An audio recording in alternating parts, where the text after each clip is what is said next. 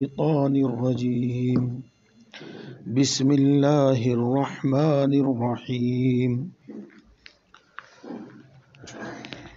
ويسألونك عن المحيض قل هو أذى فاعتزلوا النساء في المحيض ولا تقربوهن حتى يطهرن فإذا تطهرن فأتوهن من حيث أمركم الله إن الله يحب التوابين ويحب المتطهرين صدق اللہ العظیم۔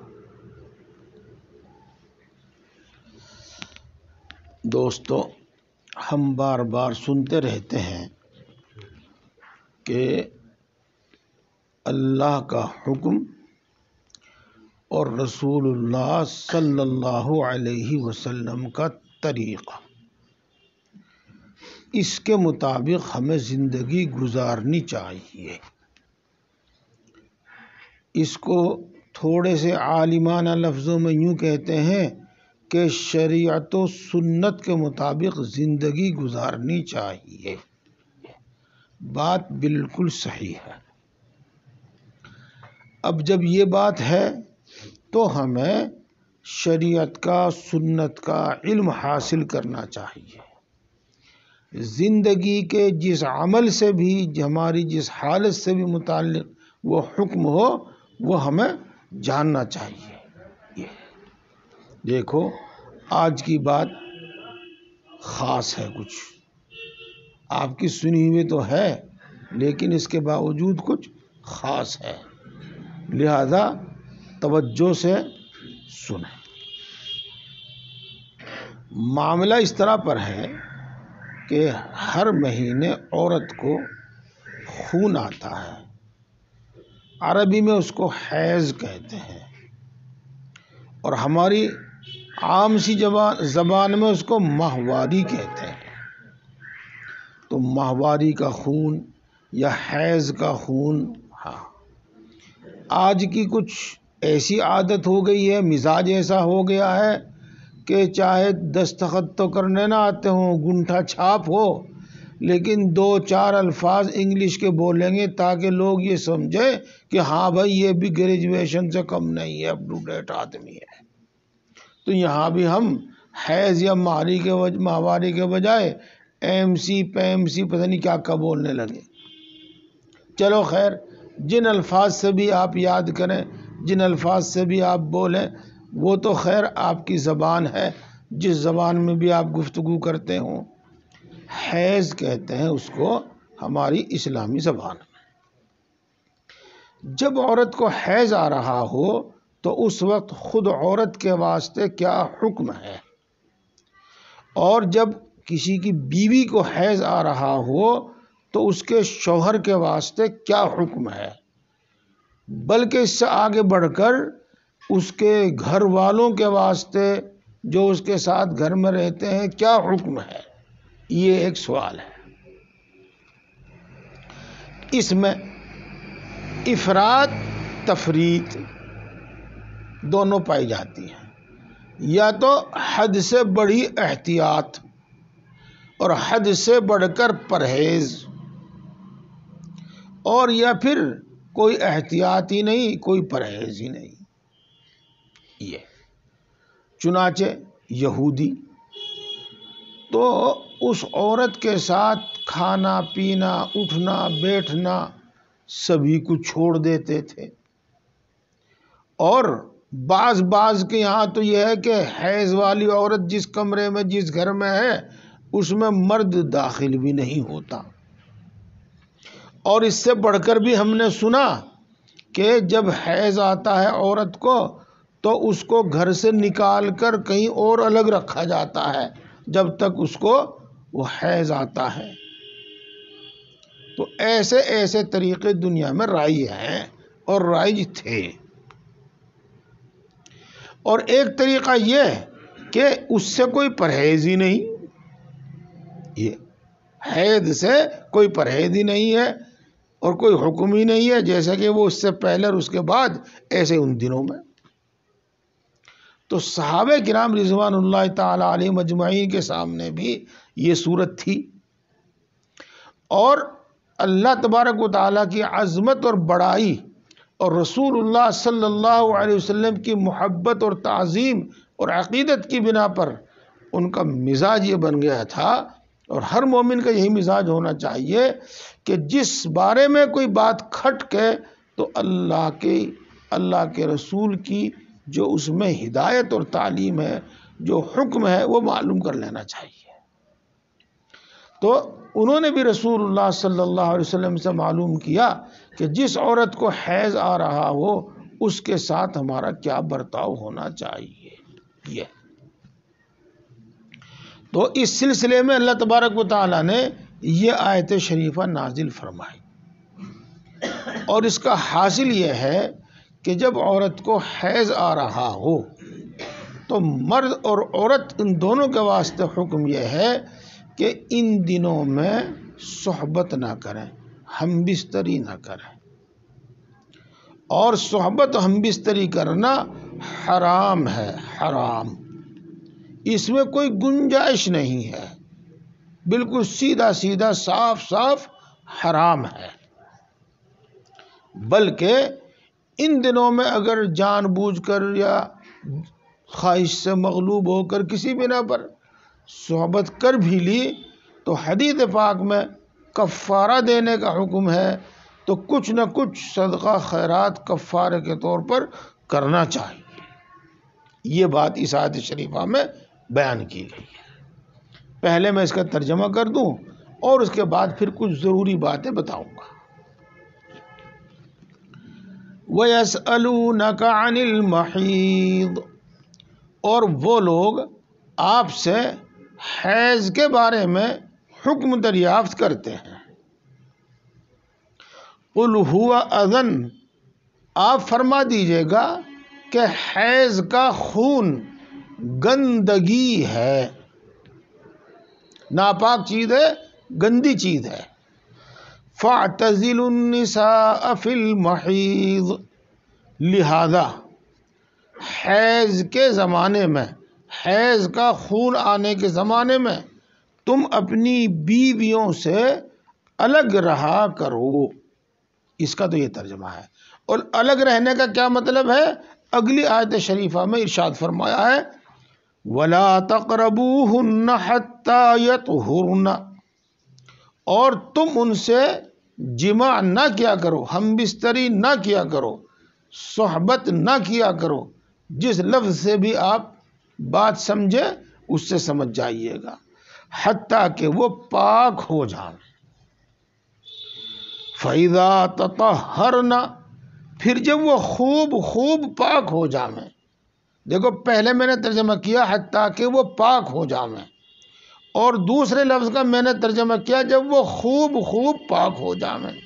جی فَأْتُوهُنَّ مِنْ حَيْثُ أَمَرَكُمُ اللَّهُ، تو تم ان کے پاس آؤ، یعنی تم ان سے صحبت کر سکتے ہو، تمہارے لیے اب صحبت کرنا جائز ہو گیا ہے، جہاں سے اللہ تبارک و تعالیٰ نے حکم فرمایا ہے۔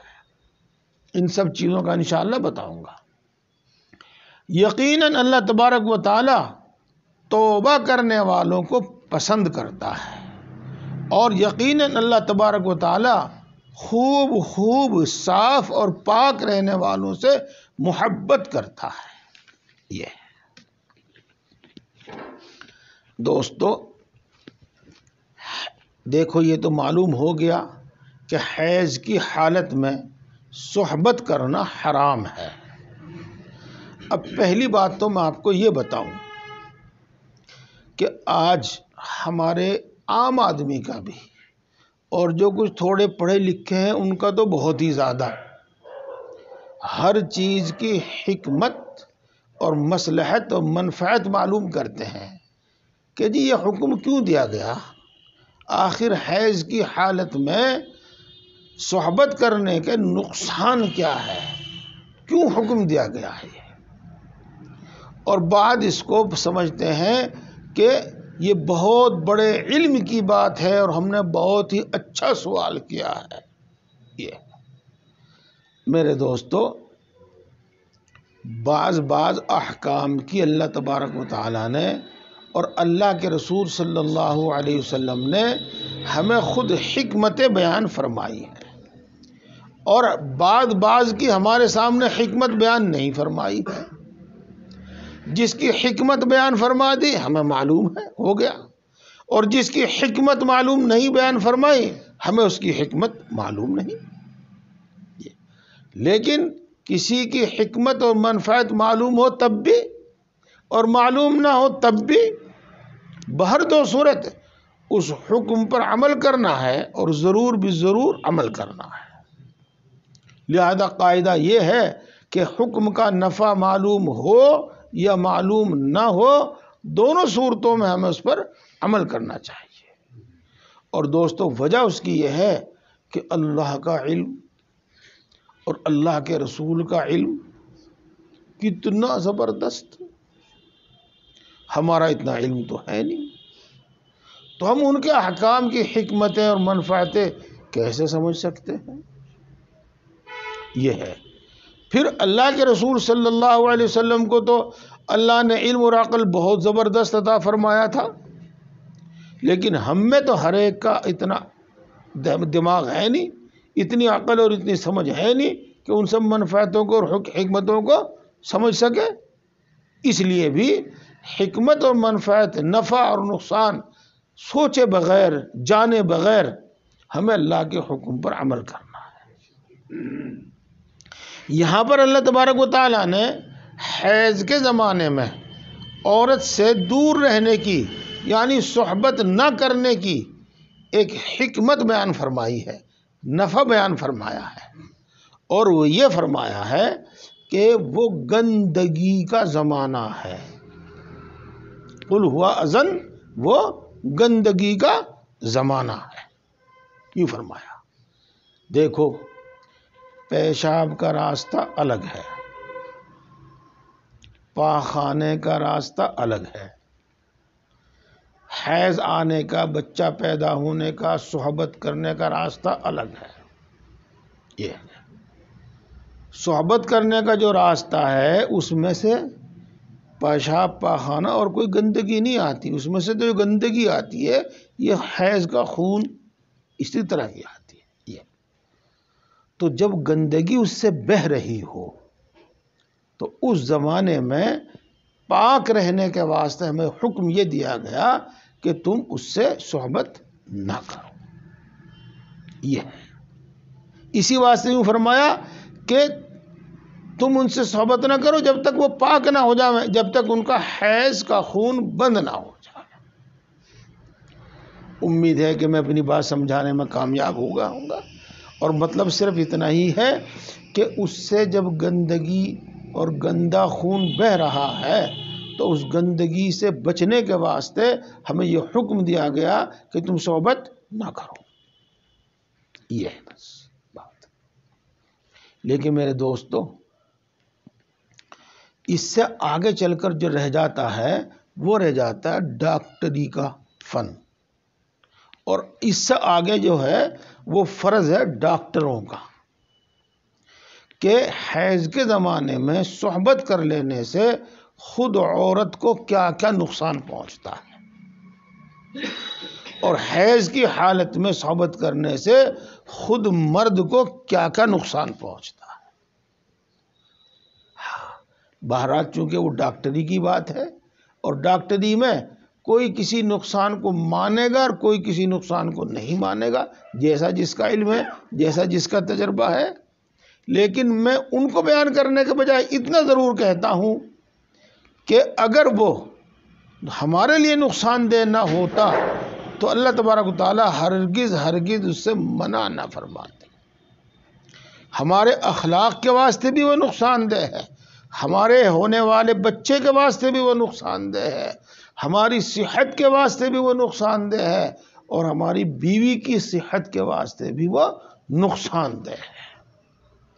اور خود وہ جو حیض کا ماہواری کا نظام ہوتا ہے نا، جب تک وہ ٹھیک رہتا ہے عورت تندرست رہتی ہے، ٹھیک رہتی ہے، بچہ بھی ٹھیک سے ہوتا ہے، اور جب اس میں خلل پڑ جاتا ہے تو تندرستی بھی عورت کی خراب ہو جاتی ہے اور بچہ پیدا ہونے کا مسئلہ بھی ٹیڑھا ہو جاتا ہے. یہ ہے تو اس میں صحبت کرنے سے ماہواری کا نظام بھی خراب ہو جاتا ہے. بس اتنا ہی کہوں. حتیٰ یطہرن، حتیٰ کہ وہ پاک ہو جاوے. پھر کہا جب تک کہ وہ فیضا تطہرن، جب وہ خوب پاک ہو جاوے. اب ان دونوں کا مطلب میں آپ کو بتاتا ہوں.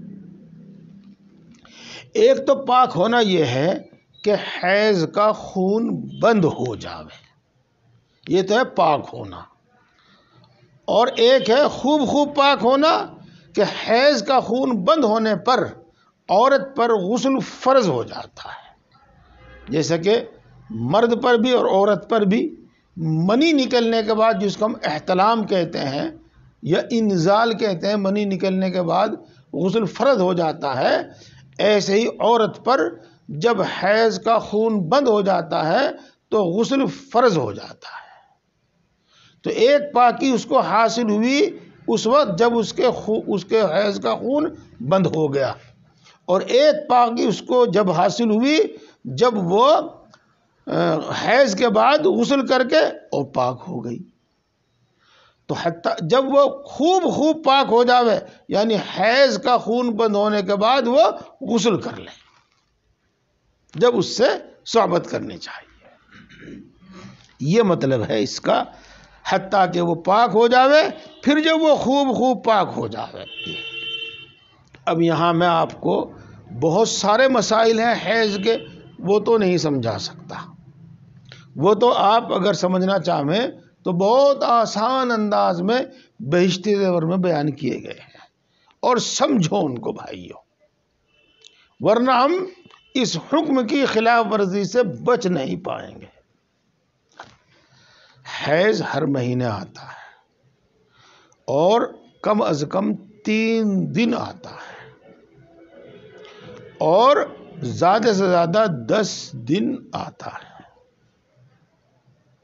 یہ ہے، اگر 1 دن یا 2 دن 3 دن سے کم خون آوے تو شریعت کی روح سے وہ حیض نہیں ہوگا. یہ حکم ہے اس کا. اگر پورے 3 دن یا اس سے زیادہ آوے تو وہ شریعت کی روح سے حیض ہے. تو 3 دن سے کم تو حیض ہوتا نہیں، اور 3 دن سے زیادہ ہو سکتا ہے 10 دن تک، اور 10 دن سے زیادہ بھی حیض نہیں ہوتا. یہ مسئلہ ہے. عموماً ہر عورت کی ایک عادت ہوتی ہے، بلکہ تاریخ تک متعین ہوتی ہے کہ اس تاریخ میں اس کو خون آتا ہے. کسی کو 3 دن، کسی کو 4 دن، کسی کو 5 دن، اور کسی کو اس سے کم، کسی کو اس سے زیادہ. یہ ہے، اور اسی کے اعتبار سے اس کے احکام ہیں، اس کے حکم ہیں،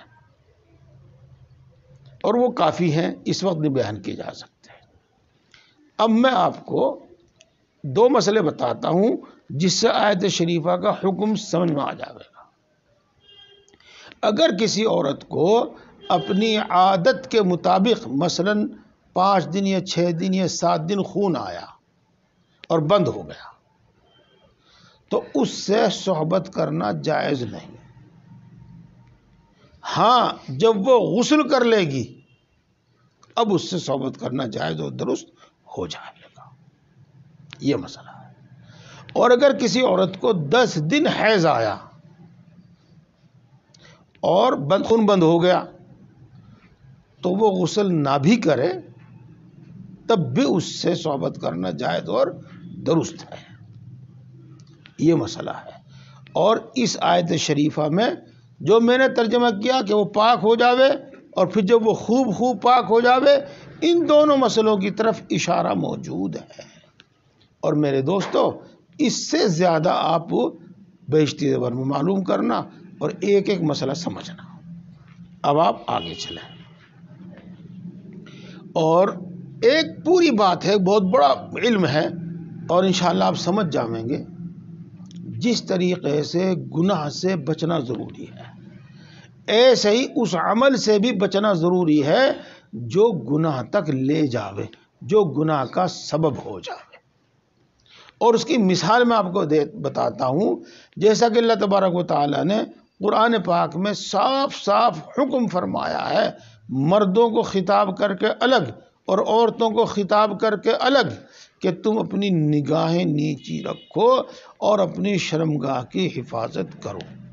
اس سے معلوم یہ ہوا کہ نگاہ کی حفاظت کرنا یہ شرمگاہ کی حفاظت کا ذریعہ اور سبب ہے، اور نگاہ کی حفاظت نہ کرنا، نگاہ کو ایسے ہی چھوڑ دینا، اس سے زنا کا ارتکاب ہوتا ہے، آدمی زنا میں مبتلا ہوتا ہے۔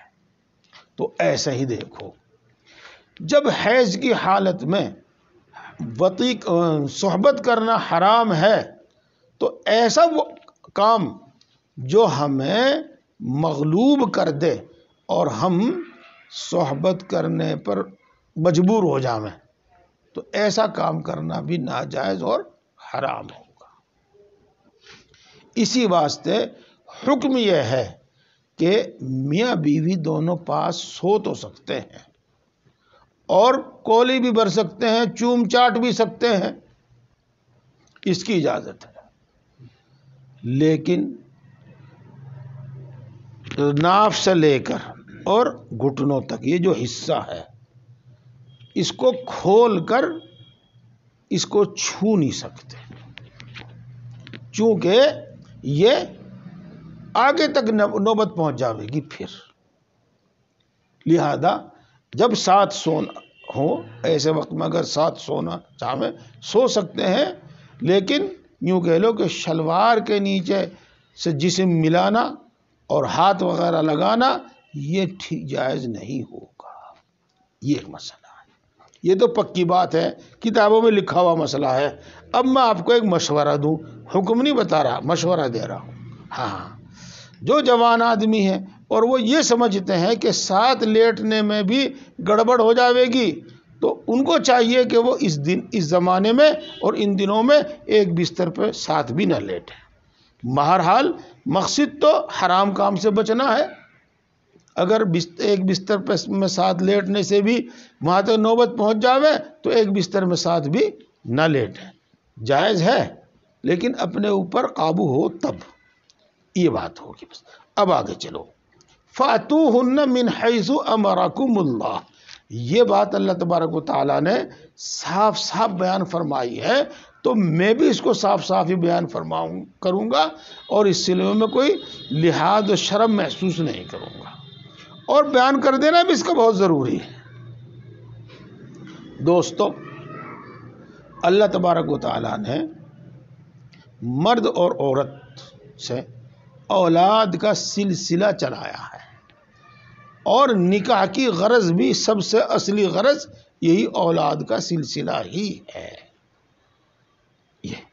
لہذا جس محل سے اور جس جگہ سے اولاد ہوتی ہے وہاں صحبت کرنا درست ہے آگے کے حصے سے، اور جہاں اولاد نہیں ہوتی وہاں صحبت کرنا درست نہیں ہے، حرام ہے، اور وہ ہے پیچھے کا حصہ۔ جس طریقے سے کسی لڑکے سے بدفعلی کرنا حرام ہے، اسی طریقے سے خود اپنی بیوی سے پیچھے کے راستے میں کرنا یہ حرام ہے، اور اللہ کے رسول صلی اللہ علیہ وسلم نے اس پر لعنت فرمائی ہے۔ یہاں پر اللہ تبارک و تعالی یہی ارشاد فرما رہے ہیں، اس کا ترجمہ میں دوبارہ کرتا ہوں۔ پھر جب وہ خوب پاک ہو جاوے تو تم ان کے پاس آؤ، یعنی صحبت کرو، جس جگہ سے اللہ تبارک و تعالیٰ نے حکم فرمایا ہے۔ یہ بات پوری ہوگی۔ اب آگے چلو، دیکھو دوستو، میں نے دو باتوں کا بھی آپ کے سامنے ذکر کیا۔ ایک تو یہ کہ ناف سے لے کر گھٹنوں تک جو حصہ سطر کا ہے، حید کے زمانے میں اس کو جسم نہیں ملانا چاہیے بغیر کپڑے کے، اور وہاں ہاتھ وغیرہ بھی نہیں لگانا چاہیے بغیر کپڑے کے، یہ حکم فرمایا۔ اور بھی زیادہ احتیاط کے طور پر آپ مشورہ دیا گیا کہ ساتھ بھی نہیں سونا چاہیے۔ اگر پاس اٹھنے بیٹھنے سے کوئی حرکت ہو ہی گئی ہے تو بندے کو چاہیے کہ توبہ کرے، استغفار کرے اور کچھ نہ کچھ صدقہ خیرات کرے کفارے اور جرمانے کے طور پر۔ اور چونکہ اللہ تبارک و تعالی توبہ کو قبول کرنے والا ہے، اس لیے وہ یہ ترغیب دیتا ہے کہ ہم بہت زیادہ پسند کرتے ہیں ان لوگوں کو جو توبہ کرتے ہیں۔ لہذا اس کا حاصل یہی ہے کہ اس میں جو کوتاہی ہو گئی یا ہو جاوے تو توبہ کرنا چاہیے۔ یہ گناہ کبیرہ ہے جو کچھ آپ کو پہلے بتایا گیا ہے۔ ایک بات، اب آگے چلو۔ اور اللہ تبارک و تعالیٰ خوب پاک رہنے والوں کو پسند فرماتا ہے۔ میں نے اس کے دو ترجمے کیے تھے، ایک پاک رہنا اور ایک صاف رہنا، اس لیے کہ طہارت کے دونوں معنی ہیں، پاک رہنا بھی اور صاف رہنا بھی۔ اللہ تبارک و تعالیٰ پاک رہنے والوں کو بہت پسند کرتا ہے اور صاف رہنے والوں کو بہت پسند کرتا ہے۔ دیکھو، پاک رہنا حیض کی حالت میں جب گندگی جاری ہے، بہہ رہی ہے، اس وقت یہ عمل کرنا یہ انسان کی صفائی کی مزاج کے خلاف ہے، بلکہ یہ گندگی کی گندی بات ہے۔ جو اس سے بچے گا وہ پاک رہنے والا ہے۔ اور اسی طریقے سے اس میں ایک ترغیب دی گئی ہے خاص عورت کو، مردوں کا بھی اسی میں آ گیا کہ حیض سے پاک ہونے کے بعد جلدی سے جلدی اس کو غسل کرنا چاہیے تاکہ وہ خوب پاک ہو جاوے۔ ایسا نہیں کہ سارے دن یا آدھے دن تک اسی طریقے سے اور پھرتی رہے، اب کل کو دھوں گی سر، اب آج تو ٹائم ملا نہیں، کل کو دھوں گی سر، ایسا نہ کرے، بلکہ اس سے پاک ہونے کے بعد جلدی سے جلدی غسل کرنا چاہیے۔ آپ کے واسطے سے ان کو بھی مسئلہ معلوم ہو جاوے گا، اور یہ ٹیپ ہونے لگ رہا، کوئی اور سنے گا اس کو بھی مسئلہ معلوم ہو جاوے گا۔ یہ مسئلہ میں خاص عورتوں کے واسطے بتا رہا ہوں۔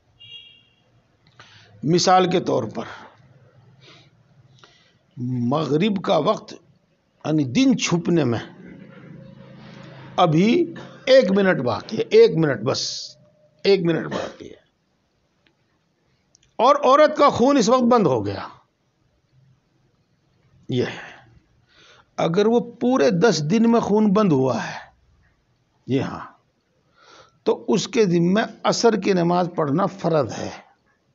جو گزر گیا نا وقت، اس کی نماز پڑھنا اس کے ذمہ فرض ہے۔ اب تو وہ پڑھ نہیں سکتی، 1 منٹ میں تو پڑھ نہیں سکتی وہ، لیکن اس کی قضا کرے گی، یہ حکم ہے۔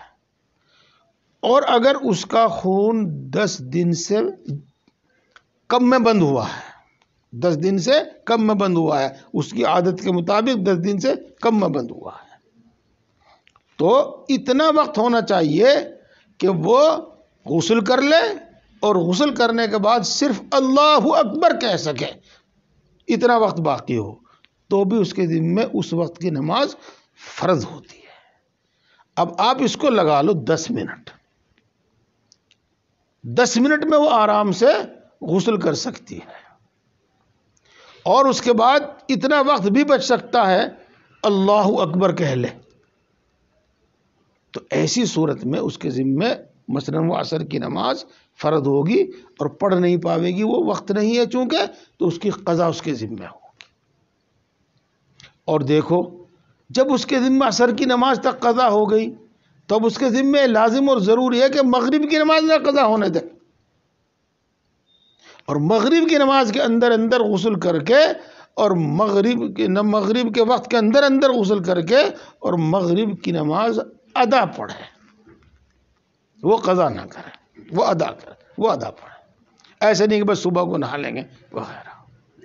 اور یہ تو ہو گیا۔ اسی طرح مردوں کو چاہیے کہ غسل کے ساتھ رہیں، ایسے غسل فرض ہو گیا اور اسی طریقے سے دن چڑھے تک یا ظہر کے وقت تک یا کب تک نہیں، دیکھو حکم یہ ہے، اگر رات کو کپڑے خراب ہو جائیں یا صحبت کرے آدمی، تو چاہیے کہ اسی وقت اٹھے اور استنجا پیشاب کرے، استنجا کرے اور وضو کرے اور پڑھ کے سو جاوے اگر سونا ہے تو۔ پھر صبح کو غسل کر لیں. غسل صبح کو کب؟ اتنے کہ جماعت نہ چھوٹے اور نماز تو ہرگز قضا نہ ہو، اس وقت تک غسل کر لیں. اور بہتر اور افضل تو یہ ہے کہ صحبت سے فارغ ہونے کے بعد کچھ دیر ٹھہرے، جسم ٹھنڈا ہو جاوے تو اسی وقت غسل کر لیں. یہ تو بہت پاک رہنے والوں کو اللہ تبارک و تعالی پسند فرماتا ہے. یہ تو بات آ گئی اور صفائی بھی آ گئی. تو دیکھو دوستو، اللہ نے ہمیں حکم دیا ہے کہ ہم مسواک کریں. ہے تو سنت، لیکن اللہ کا حکم ہے ہم مسواک کریں. اللہ نے ہمارے واسطے سنت قرار دیا، اچھا طریقہ قرار دیا کہ ہم اپنی بغل کے بال کاٹیں، ہم اپنی ناف کے نیچے کے بال کاٹیں، ناخون کاٹیں وغیرہ. تو یہ سب چیزیں صفائی سے تعلق رکھتی ہیں. اس لیے پاک رہنا چاہیے اور صاف رہنا چاہیے. اللہ تبارک و تعالیٰ کو یہ بات بہت پسند ہے. اور اہتمام کرنے والے تو یہاں تک اہتمام کرتے ہیں کہ ہر وقت باوضو رہتے ہیں. جب ان کا وضو ٹوٹ جاوے یا جب وہ پیشاب کریں یا پاخانہ کریں تو اس کے بعد ہی وہ وضو بھی کرتے ہیں. جن لوگوں کو بکثرت پیشاب بار بار پیشاب آتا ہے، بار بار ہوا نکلتی ہے، اگر وہ باوضو نہیں رہتے تو بات الگ ہے. لیکن جن کا وضو دیر تک رہتا ہے ان کو چاہیے کہ باوضو رہیں، کہ پاک بھی اور صاف بھی رہیں. اللہ تبارک و تعالی ہم سب کو عمل کی توفیق عطا فرماوے. ان چیزوں سے بڑا فائدہ ہوتا ہے. ایمان اور اخلاق سے ان کا بہت بڑا تعلق ہے. اور آ رہی تھوڑی سی بات، اس کو پوری کر دو، پھر اگلا مسئلہ انشاءاللہ اگلے ہفتے ہوگا. نساؤکم حرث لکم، تمہاری بیویاں تمہاری کھیتی ہیں. فأتوا حرثکم انا شئتم، تم اپنی کھیتیوں میں آؤ جس طرح سے چاہو. وقدموا لانفسکم، اور اپنے لیے کچھ بھلائی آگے بھیجو. واتقوا اللہ، اور اللہ کی نافرمانی سے بچتے رہو. واعلموا انکم ملاقوہ، اور اس بات کو یاد رکھو کہ تم اللہ تبارک و تعالیٰ سے ملنے والے ہو. وبشر المؤمنین، اور مؤمنین کو اعمال پر عمل کرنے، احکام پر عمل کرنے کی خوشخبری سنا دیجیے. یہ بات ہے تو دراصل مذاق سے کی، لیکن چونکہ عقیدے سے تعلق ہے اس کا، اس لیے اللہ تبارک و تعالیٰ نے جس طرح یہاں صاف صاف بیان فرمایا ہے، میں بھی آپ کے سامنے صاف صاف بیان کر دوں گا. ہاں، اور ایسے ہم بستری اوندھی لٹا کر کرے یا چت لٹا کر کرے یا کروٹ پر کرے یا کس طرح سے وغیرہ وغیرہ، جو اور کوئی بھی طریقے ہوں، یہ ہے. تو اس سلسلے میں یہود کچھ اللہ کا حکم بیان کیا کرتے تھے کہ اگر اس طرح سے صحبت کرے گا تو بیٹا اور اولاد بھینگی پیدا ہوگی وغیرہ وغیرہ. اللہ تبارک و تعالیٰ نے بتایا اس آیت شریفہ میں کہ ایسا کچھ نہیں ہے. بس اس بات کا دھیان رکھو کہ جس جگہ سے اولاد پیدا ہوتی ہے اس جگہ تم صحبت کرو. باقی چت لٹا کر یا اوندھا لٹا کر یا کوڈا کر کے یا جس طریقے سے جو شکل ہے اس کی کوئی پابندی نہیں ہے. یہی فرمایا ہے کہ عورتیں تمہاری کھیتی ہیں، تم اپنی کھیتی میں آؤ جس طریقے سے چاہو. یہ بات. اچھا، اگلی بات، اور اپنے لیے کچھ خیر اور بھلائی آگے بھیجو. دیکھو ایسے وقت میں بھی جب آدمی پوری موج اور مستی میں ہو، اس وقت میں بھی چاہیے آدمی کو کہ اپنے لیے خیر اچھا عمل اور خیر جمع کر لے اپنے لیے. اور وہ یہ ہے کہ کپڑے اتارنے سے پہلے صحبت کرنے کی دعا پڑھے، اور جب منی نکلے اس وقت بھی ایک دعا ہے، اس وقت وہ دل ہی دل میں وہ دعا پڑھے.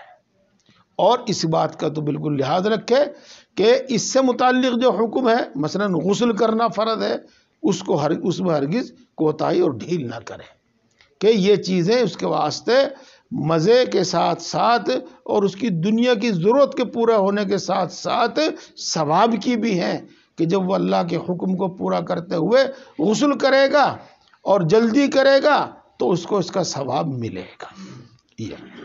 اور یہ کام جتنا بھی ہے اوپر سے لے کر حیض سے متعلق یہاں تک، یہ سب تنہائی کا کام ہے، اندر کیا کرتا ہے کوئی دوسرا نہیں دیکھتا، اس لیے تم اللہ کے حکموں کی نافرمانی سے، اللہ کے حکموں کی خلاف ورزی سے بچو اور اللہ سے ڈر کر بچو، اور اس دھیان سے بچو کہ ایک دن اللہ کے سامنے تم کو حاضر ہونا ہے اور اپنے ہر عمل کا تمہیں جواب دینا ہے، وہاں پر حساب دینا ہے، وہ تنہائیوں میں کیا گیا ہو یا سب کے سامنے کیا گیا ہو۔ اور ان احکام میں اول تو کوئی مشقت نہیں ہے، بلکہ خیر ہی خیر ہے، نفع ہی نفع ہے، لیکن پھر جو بھی مشقت ہے اس کو اس لیے یہ سوچ کر برداشت کر لیا کرو کہ مومنین کے واسطے ان احکام کی پابندی کی وجہ سے بڑے بڑے اجر و ثواب ہیں، اس لیے فرمایا کہ مومنین کو خوشخبری سنا دیجیے۔